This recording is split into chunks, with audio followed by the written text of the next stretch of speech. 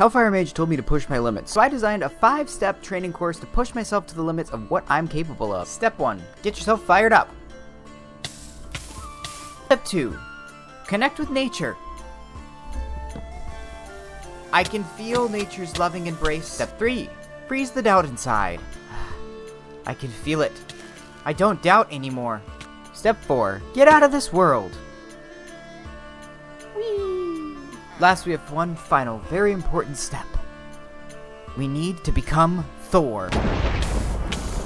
Well, I guess this isn't Thor, but I'll take it. Now that I've finished my training, it's reminded me that we have this beautiful village. Last time we talked about getting one aspen tree done, just a little tiny aspen tree. But we've got a whole lot more that we need to do. First thing we need to do, you see this? This warehouse?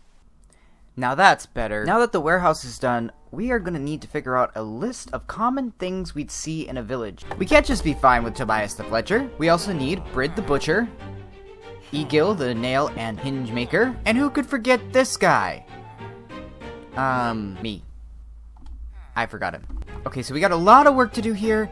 Let's get started with the Fletcher. So Tobias needs a place to make sticks, get feathers, and make arrowheads. We should set him up with a standard house with a living space on top and a workshop on bottom.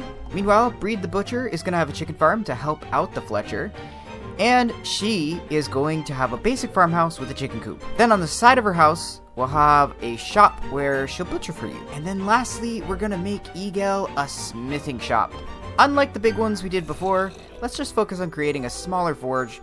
And he doesn't need much anyways, because I don't trust this guy with hot coals. We'll give him a nice comfy home too. You know, Tobias's shop is not looking too bad. We got his house set up, and I've even added a little bit of a workshop here. Tobias doesn't seem to be happy about this, but you know. So a couple quick things that I gotta do that I noticed right off the bat is I think I gotta lower this by 1. I think it'll look a lot better like that. So I also want to make it so Tobias can actually get to his bed and be active in this world. I don't want to keep him trapped up in here. I see a lot of trading villager halls that are functionally great, but I want a live, living village without having to worry too much. So Tobias will be trapped in the house, but he won't be able to go too far. There's a lot of decorative pieces and stuff I need to add to the outside to give more interest, but for now, this is actually looking pretty good, and we can do the detail stuff later. I'm really loving this roof. I think we're going to go with that for the rest of the village. Brid is loving her new setup. She's also just realized the irony that her name is Brid, and it's spelled like bird. That's definitely going to give her some existential dread. Anyways, I've gone ahead and decorated her shop a little bit. She doesn't like when I put the stuff over the smokers. I think that'll fix itself once she actually becomes a butcher and I do some trades with her. She'll stick to that, but we'll have to see. The chickens are being chickens, and I tried to build a little bit of a coop, but we're definitely going to need to do some extra work here in the future. Now, Egil's smithing shop is looking amazing. The only problem with Egil is for some reason, he has decided that he is going to be all the way up here by this stupid house. So I have to remove that so that he figures out that his life is over here, not up here. But he's got a nice, safe shop to make his nails and door hinges, and he has freedom, unlike the other villagers who don't have any freedom. Now, his house is a bit small, but we are going to definitely make some adjustments to that. I am just happy to get this stuff done. And that's going to segue perfectly to the next thing that I want to talk about. When building, it's really easy to come up with a bunch of excuses as to why we can't get things done. I think the important part to remember is to just get yourself started, even if it seems overwhelming. When I got started with this episode, I felt like I was biting off way more than I could chew.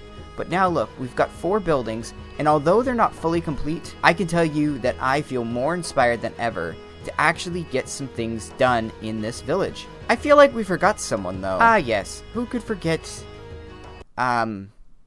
awkward.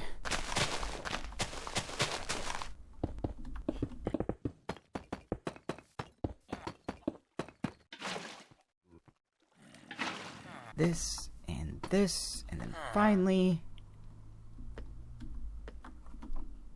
Adventure awaits, little buddy. I made him a little home!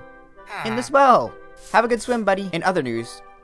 Egil has become stuck in the chicken pen. And this is why we don't trust him with big fires. So of course there's still a lot of work to do in this beautiful village. But I think I've got some inspiration to help me get myself going finally. And I'm really excited for what is to come. So I'm going to take some time off camera and really start working on all of these buildings and getting things in the state that they should be. Maybe throwing up a couple more aspen trees.